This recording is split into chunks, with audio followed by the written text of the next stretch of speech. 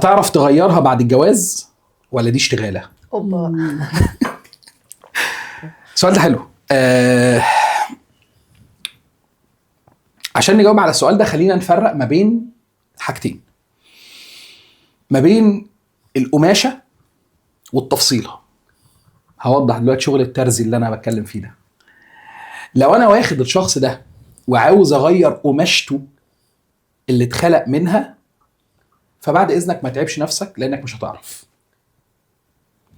انما لو انت موافق على القماشة دي بس عندك رغبة لتغيير التفصيلة، فادخل العلاقة بس خلي في احتمالية ان التفصيلة برضه ممكن ما تتغيرش.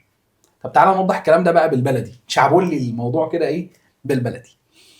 في فرق ما بين القيم المركزية عند كل حد مننا وما بين العادات، الهوايات، اللايف ستايل بتاعه. احنا نفسنا نمطنا في الحياة بيختلف.